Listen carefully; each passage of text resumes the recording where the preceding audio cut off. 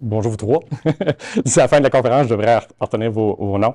Donc, je vais présenter, je comprends le domaine des revendeurs d'informatique parce que, comme vous pouvez voir, eStaff existe depuis 2008. On a une solution desktop, on est en train de tout migrer vers le cloud. Comme expérience, j'ai été revendeur dans une région éloignée, donc je sais c'est quoi un petit revendeur. J'étais en Abitibi-Témiscamingue de 1993 à 2020 et j'ai été vice-président et actionnaire chez Groupe Micro de 2009 à 2023. Donc, des revendeurs informatiques, je sais quoi. Et oui, si vous faites le calcul, pendant un certain temps, j'avais 3 jobs en même temps. Et eStaff, on a plus d'une centaine de revendeurs au Canada qui font affaire chez nous. Donc, souvent, le matériel informatique, c'est le mal nécessaire de tout revendeur informatique. C'est bien du trouble, c'est bien du temps qui est impliqué, puis on ne fait pas bien de profit si on en fait avec le matériel. Donc, moi, quand j'ai vu ça, j'ai fait comme, il faut qu'on développe une solution pour faire ça. Donc, entre les prix qui changent tous les jours, les devis qui prennent des heures, vous n'êtes pas les seuls à en avoir marre. Donc, est-ce vraiment inévitable? Donc, pourquoi que le matériel n'est pas rentable à vendre? Avez-vous des pistes de solutions? Vu qu'on est 3-4, on va se permettre d'interagir. Je passe plus de temps à faire mon devis que la commande ramène de profit. Ça, c'est un excellent point. Le temps pour faire la soumission, faire les recherches de produits, prend plus de temps que le profit que tu vas faire sur la soumission. Ouais.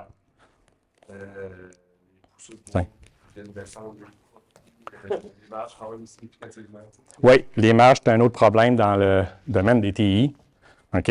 Donc, c'est deux problèmes qu'on adresse. Donc, le temps qu'on peut prendre pour faire des soumissions, donc, nous autres, on estime que c'est à peu près 5 minutes par produit qu'il faut que tu fasses ta recherche, trouver ton prix, et ainsi de suite. Donc, si tu fais une soumission qui a quelques produits, tu peux prendre de 15 à 120 minutes par soumission. 120 minutes, c'est une grosse soumission, là, un serveur ou des choses comme ça. Puis j'ai déjà moi-même passé plus que 2 heures sur une soumission de serveur, là, sans aucun problème. Puis, des fois, on a recommencé plusieurs fois le cycle de vente. Le client te rappelle après 3 semaines, le produit il n'est plus disponible, il faut que tu recommences. Donc, c'est souvent ça qui peut arriver dans le processus. Aussi, le cycle des produits, le cycle de vie des produits est très court. Donc, tu ne peux pas dire, comme certaines compagnies, dire « Mon client il a acheté ça l'année passée, il va acheter la même affaire cette année. » Il va acheter peut-être le même nombre de PC, mais il ne peut pas acheter les mêmes modèles. Donc, tu es tout le temps en train de chercher les nouveaux modèles. Les cycles, vu que les cycles sont courts, les distributeurs ne stockent pas énormément.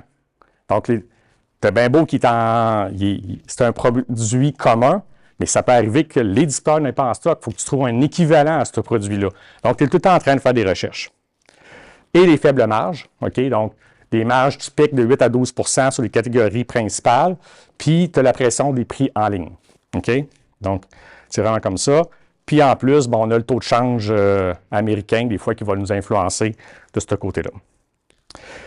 Et si vos marges ne suffisent pas pour couvrir vos efforts, donc ce que tu disais tantôt, donc un coût de 46,63, c'est le coût moyen d'un technicien ou de quelqu'un qui travaille en informatique au Québec, s'il considère son salaire, les avantages sociaux, les équipements, ainsi de suite. Si on dit qu'une soumission prend de 15 à 120 minutes à faire, bien, le coût est de 12 à 93 $ par soumission. Donc, de 12 000 à 96 000 $ par année si tu fais seulement 20 demandes par semaine. OK? Donc, est-ce que les marges compensent assez?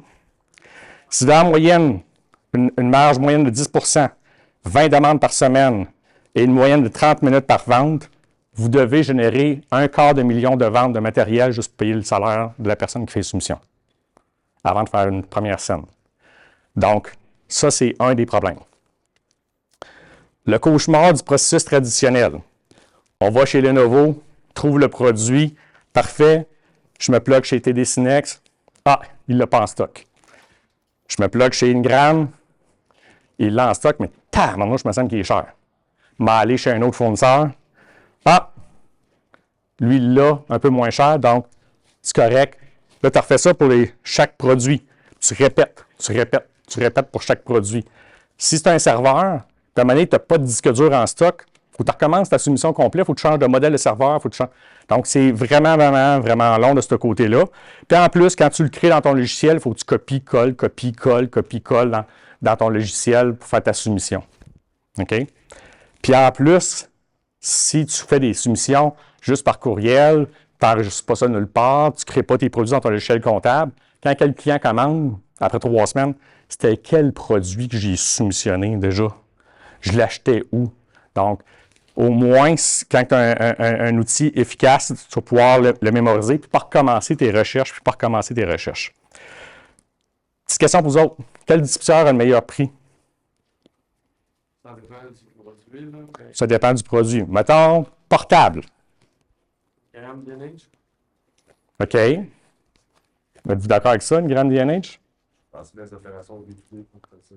OK. Oui, mais oui, quand on va faire. Ouais. Donc, je te dirais que ça dépend. Même pas de la catégorie, ça dépend de la journée, ça dépend comment. Le temps dans le mois, ça dépend de la catégorie de produits, ça dépend. Si on a des objectifs à atteindre, ils changent le prix à tout bout de champ. OK? Mais souvent, les revendeurs, on manque de temps. Donc, on a notre fournisseur privilégié, puis on commande ailleurs. Ce que les autres n'ont pas stock. Habituellement, ça fonctionne comme ça parce que à chaque fois que je vérifie, il me fait des bons prix. Donc, je connais bien le rep, il me fait des bons prix, c'est un chum. Il est payé sur le profit qu'il fait sur votre dos, là. Donc, c'est sûr qu'il ne vous fera pas tout le temps les meilleurs prix. Puis, quelles seraient les conséquences de privilégier un seul distributeur, puis après ça, acheter ailleurs? OK? On s'est amusé, on l'a fait. Nous autres, vu qu'on a accès au coûtant de nos clients, on est arrivé, puis on a pris un des plus gros de nos clients, qui est un très gros revendeur au Québec, puis on a dit, on va regarder que si, exemple, pour une journée, il privilégie un distributeur, je ne le nommerai pas, c'est pas important dans l'opération, puis que tout ce qui est en stock, il l'achète là, puis ce qui n'est pas en stock, il l'achète ailleurs. Bien, en moyenne, c'était 5,2 qu'il payait, il aurait pu payer plus cher. Des fois, il était le moins cher, mais des fois, ça peut être 5 Des fois, c'était 5,4 pour les moniteurs, puis pour les portables, 9,1. Tantôt, on disait que sur un portable, tu peux faire de 8 à 12 de marge. Si je te dis que des fois, tu peux sauver jusqu'à 9 tu viens de doubler ta marge. Là, si tu le vends au même prix, si tu ne fais pas un principe de cost plus. Si tu fais un principe de cost plus, ben, tu es 10 plus cher que les autres. Donc, ça se peut que tu perdes la soumission. OK? Là, vous avez des fins finaux qui vont me dire, ouais, mais Marco, tu as fait une moyenne. Tu as ramassé les produits qu'on ne vend jamais. Le revendeur que j'ai pris, c'est un gros vendeur à Lenovo. Ses moniteurs pour avoir une différence de 29 sur les portables jusqu'à 12 de différence. Donc, privilégier tout le temps le même distributeur peut vous coûter de l'argent, plus que vous en pensez. Mais toi, si tu gères, avec le carton, tu vas enlever là, probablement, mais Ouais. tu gères le magasinet à toutes les C'est que tu laisses le système décider au moment que tu passes la commande, c'est quoi qui fait que c'est la meilleure chose. Ça ne veut pas dire que ça va être le moins cher. C'est peut-être que tu n'as pas de commande à faire chez ce distributeur-là, chez le moins cher, ben, tu es mieux de prendre ta souris, de payer 50 cents de plus cher chez le deuxième distributeur que déjà du transport, puis le poids du transport va moins influencer. Donc, c'est vraiment de la regarder de façon générale, puis ça ne prend pas plus de temps, vu que c'est le système qui le fait pour toi. C'est ça. Puis de le garder en 2 étapes, dans le fond. On va mettre ta solution, mais on va mettre. Oui.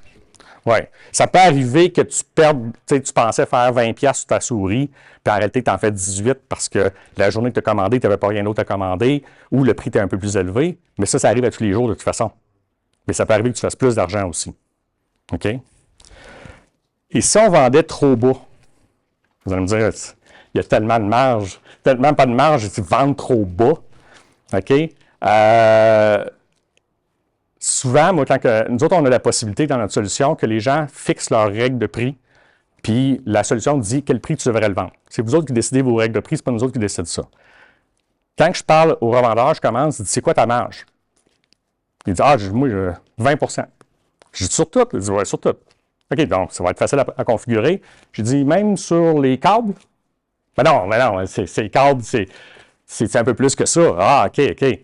Sur les UPS, tu sais, un UPS qui paye 100 livres, là, tu prends aussi juste 20 ben non, c'est un UPS. Donc là, à un moment donné, quand tu commences à gratter, tu as plusieurs choses. Nous autres, on est arrivés, puis on a regardé, Puis on peut faire des suggestions sur combien vous devriez le vendre, basé sur le prix de détail suggéré, qui est la moyenne de ce que les revendeurs vendent. Vous n'êtes pas obligé d'être le moins cher. Votre force en tant que versus les grandes surfaces, votre force, c'est le service à la clientèle. Si vous vendez à un prix fair, puis vous donnez un bon service, ils vont acheter chez vous un bon nombre de clients. S'ils chargent juste le prix, il va tout le temps trouver un meilleur prix ailleurs. Donc, laissez-le magasiner, puis de temps en temps, c'est vous qui allez l'avoir, puis de temps en temps, vous ne l'aurez pas. Mais c'est vous autres qui allez l'installer. Cost plus versus MSRP. Vendre au prix de détail suggéré. Nous, on suggère de vendre au prix de détail suggéré parce que vous allez être dans la moyenne de l'industrie. Cost plus, ça peut être dangereux avec les marges qui bougent, avec les taux de change qui bougent. Ça peut être dangereux. Puis là, on n'embarquera pas, je ne sais pas si la prochaine, la fameuse promotion de Lenovo. Je ne sais pas si elle existe encore présentement. Là. Je pense que quelqu'un m'a dit hier qu'il l'avait coupé, là, mais les 5 premiers que tu achètes chez un distributeur sont moins chers que tous les autres. Une promotion inverse, plus tu n'achètes, plus qu'il se coûte cher. Ça n'a comme pas de sens. Tu fais un cost plus. Tu regardes ton cost, il est 1000$ parce qu'il y a la promotion d'appliquer. Mais ton client, il l'achète-tu là ou il l'achète dans une semaine? Dans une semaine, tu vas faire encore ton escompte.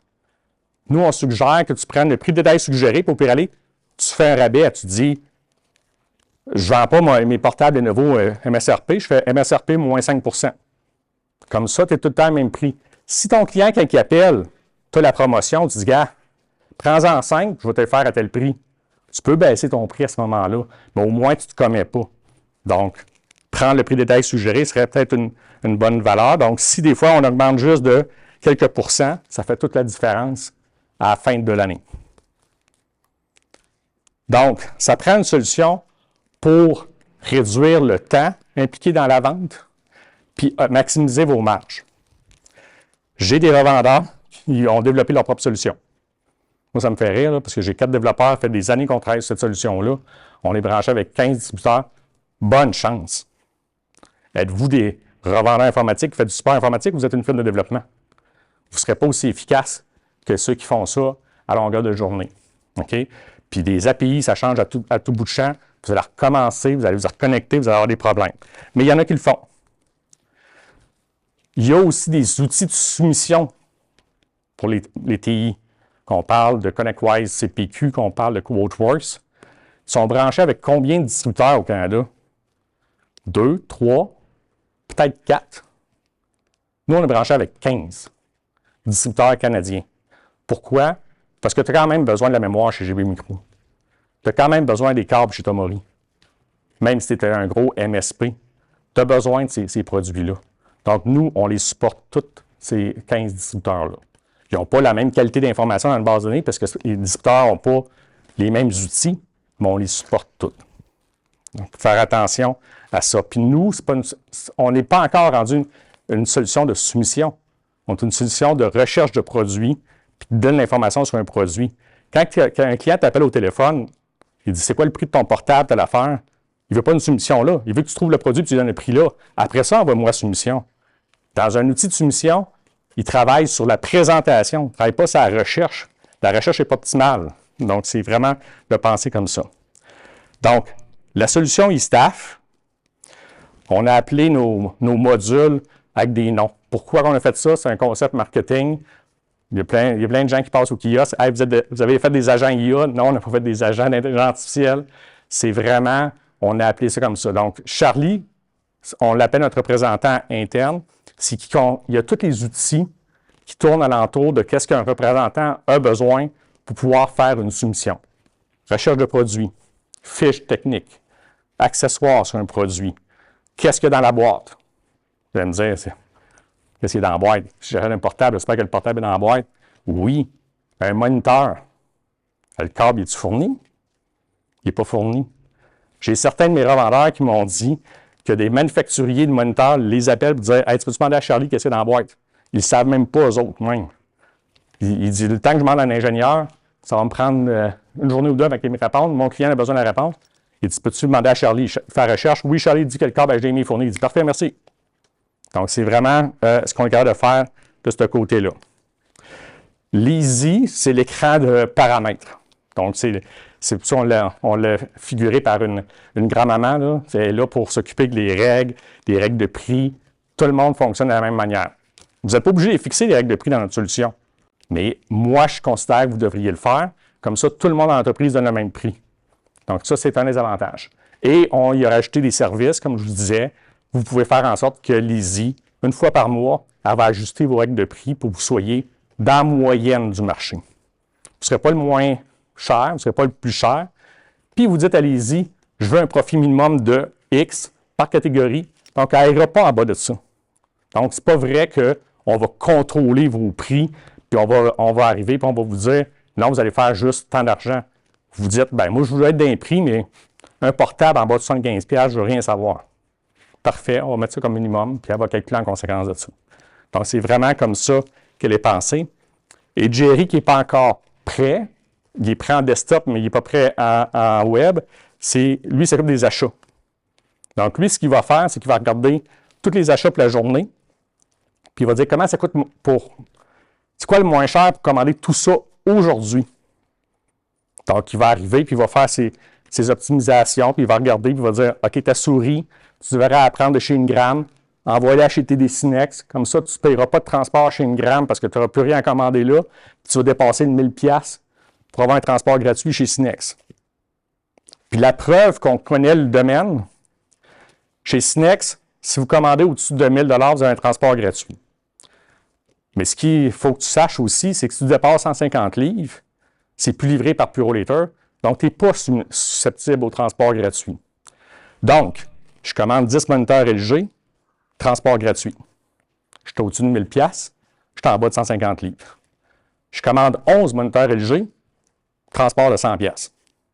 Parce que je viens de dépasser 150 livres, ils vont mettre ça sur une palette, je vais les recevoir la semaine prochaine ou les recevoir demain. C'est ridicule. Bien, Jerry, qu'est-ce qu'il va faire? Il va dire, je te fais une commande de 6 et une commande de 5. Les deux sont au-dessus de 100$, de 1000$. Les deux, le transport est gratuit. Les deux sont en bas de 150 livres. Tu vas avoir ça demain matin. Le gars de Puro est aussi lui, il est fâché parce qu'il voit les 11 moniteurs rentrer, mais au moins, toi, tu n'as pas payé ton transport. Ça ne paraît pas, mais nous autres, quand on le faisait, en moyenne, on sauvait 20-25$ par jour. Vous allez me dire, c'est pas grand-chose. Si tu commandes tous les jours, c'est 4000$ par année.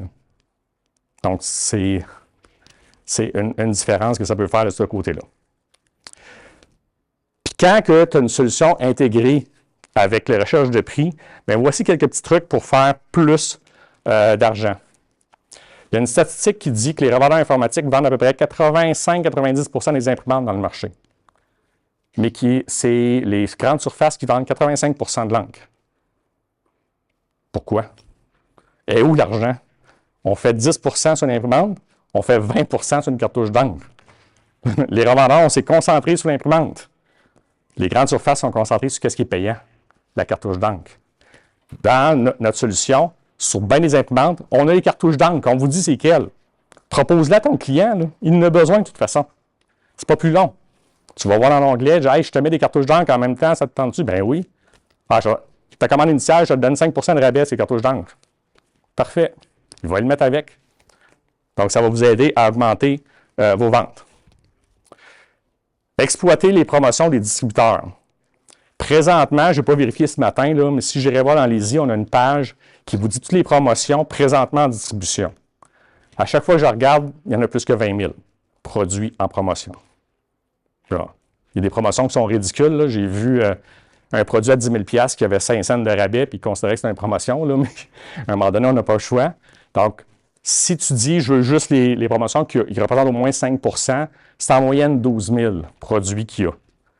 Bien, si tu veux compléter une commande, tu as besoin de moniteur pour avoir ce stock pour dépanner tes clients, bien, va, m'en dis, c'est quoi les meilleures promotions? Elle va te sortir. Achète-la en promotion, on va aller au prix régulier, tu viens d'augmenter tes marges. Là.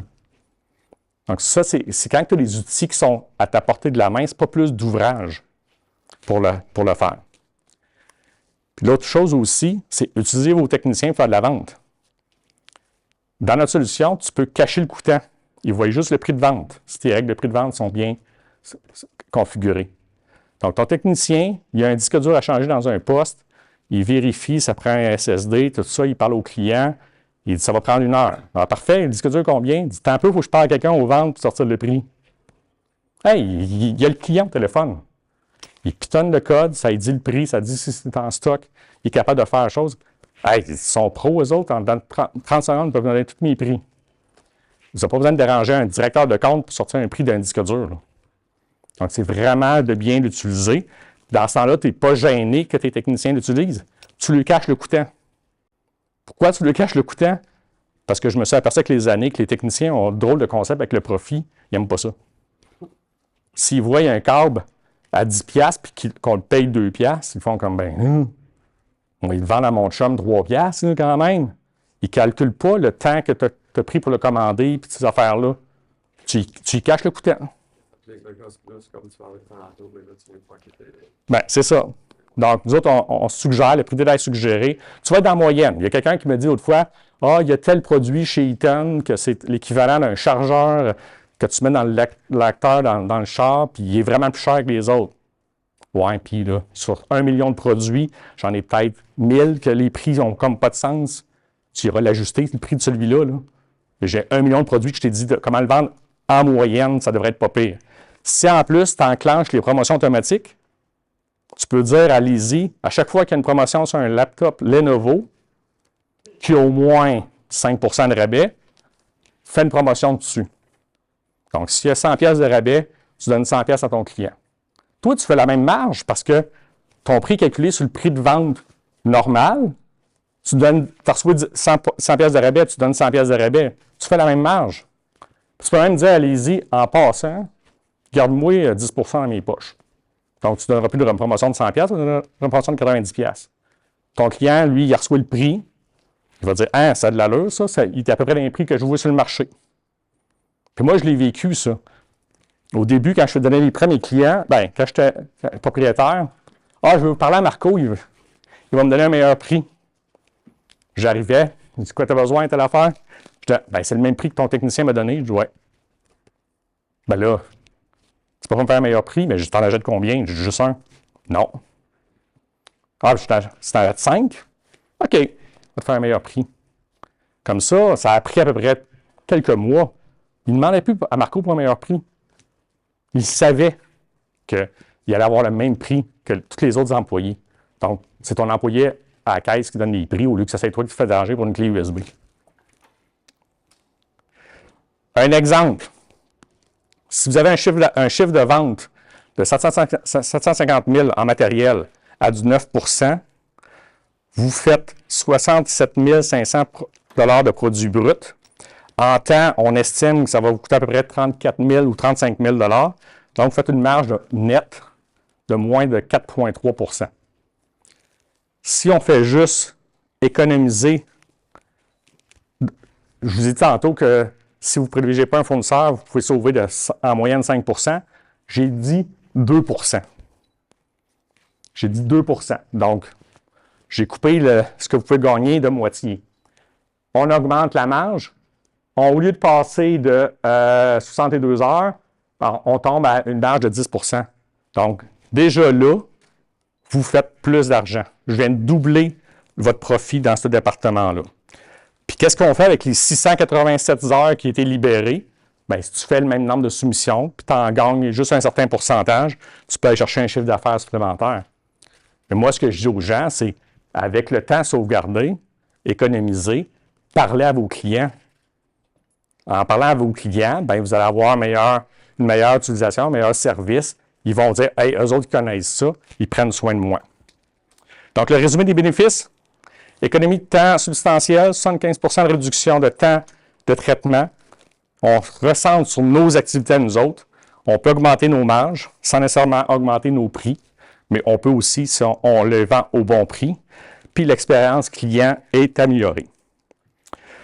Vous avez un offre exclusif si vous passez au kiosque ou si vous scannez le code QR qu'il y a là. Vous avez un petit formulaire à remplir. Je vais vous envoyer un peu les grandes lignes de ce que je vous ai expliqué en PDF, un document d'une quinzaine de pages.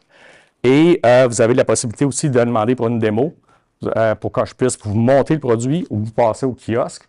Et ceux qui vont signer pour un contrat d'1 an vont avoir leur onboarding VIP au prix du onboarding régulier. Donc, c'est une valeur de 300 $. Donc, ça, c'est si vous remplissez le formulaire, ça, c'est exclusif pour les gens d'ITC.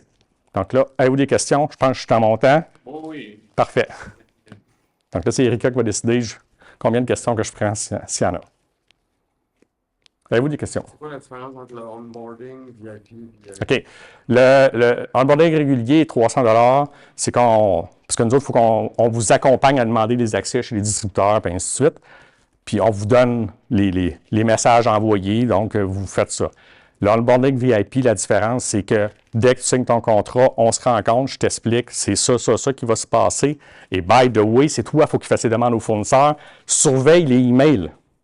Parce que quand il rentre dans ta boîte, moi, je ne sais pas. Puis là, tu m'appelles après 2 semaines, « Hey, c'est long à installer e-staff. » C'est pas long, c'est dans ton email. Donc, On peut le mettre fonctionnel, disons, avec pas nécessairement les 15 distributeurs que vous avez. ouais. Oui, c'est ça. Puis, en plus, ben, quand on considère que vous avez, mettons, 2 des 3 gros joueurs, là, ben, là, moi, je vous envoie un petit email, je dis, veux-tu avoir une formation d'une demi-heure avec ton équipe? C'est moi qui ai fait la formation avec l'équipe. Juste comme expliquer comment faire les petites recherches rapides, comment fonctionner. Donc, ça, c'est l'onboarding VIP, là, qu'on vous accompagne tout le long. Dans les configurations que tu as parlé, mettons, tu ne peux pas donner accès au client, Ouais. certains users. Est-ce que le client final a l'accès admin pour faire ces changements-là? Oui. Ben, présentement, non, mais ça s'en vient, donc on l'inclut dans le support. Si tu fais juste dire, moi, je veux pas que tel technicien voie l'écoutant, on le fait dans la base de données, là, mais ça s'en vient, là, c'est juste un écran qui Mettons, une compagnie qui serait un bon utilisateur de votre Ouais. plateforme pourrait fonctionner presque sans avoir de support de staff pour configurer les affaires éventuellement. Ah oui. Oui, c'est pas l'objectif. Nous autres, nos supports, les gens au support sont très peu occupés. Puis, tu sais, des fois, les gens disent « Ah, y a-t-il des erreurs de prix? » Depuis 2008, je vais dire là, que je calcule les erreurs de prix sur les pouces d'une main parce que je pense qu'on n'a jamais fait, puis je vais me laisser une marge de manœuvre, je vais me mettre un pouce. J'ai peut-être fait une erreur depuis 2008. La plupart du temps qu'on a eu « Hey, Charlie me dit que c'était tel prix, puis mon représentant refuse de me le faire à tel prix. » On prend les informations qu'on a reçues dans la base de données, on donne ça à notre client qui envoie ça à son représentant et au support. Comme nous autres, des fois, on écrit au support, puis ils font comme c'est le représentant qui a une erreur, c'est pas vous autres. Parce qu'il oublie d'aller voir dans tel écran. Donc, bien souvent, en tout cas, à ma connaissance, c'est arrivé une fois qu'on a fait une erreur de prix, mais c'est vos prix. Oui. On s'entend pour dire que la plupart du temps, on a des ordinateurs. Oui. Avoir des serveurs, c'est 80% de la business. Oui. Comment Charlie va m'aider si à chaque fois je fais des deal edge? OK. Ben, si tu as beaucoup de deal reg, il ne t'aidera pas pour l'instant. Ça, au pire aller, tu fais juste me le dire dans le commentaire quand tu remplis le formulaire. Puis aussitôt que Jerry connaît les deal reg, je vais t'appeler à ce moment-là. Parce que ce qu'on va faire, c'est que, on ne sera pas capable d'enregistrer le deal reg pour vous autres. Parce qu'au nom de manufacturiers IKEA, ils ont chacun des méthodes particulières. Ce qu'on va faire, c'est qu'on va te préparer le courriel avec toutes les SKU, avec les quantités, avec le nom du client que tu vas envoyer à ton rep avec le message que tu veux. Puis lui, il va t'enregistrer ton deal reg ou il va te donner toutes les informations. Puis quand tu vas recevoir ton deal reg, tu vas juste le mémoriser. Puis quand Jerry va voir une commande d'un produit pour ce client-là, il va dire « C'est-tu le deal reg? » Oui, OK, je vais le donner. Quand je vais voir sa commande, je vais lui donner le numéro de deal reg. Donc, il va gérer les deal reg à ce moment-là. Puis, y a-t-il un système d'alerte ou de notification quand tu as un certain produit que tu cibles que tu veux qu'il soit en promotion? Oui. Oui. Les docking stations pendant la pandémie. C'est ça. Non, en fait, c'est terminé. OK, c'est bon. Donc, la réponse est oui, mais passe au kiosque, je vais t'expliquer comment ça fonctionne. Parfait. Merci.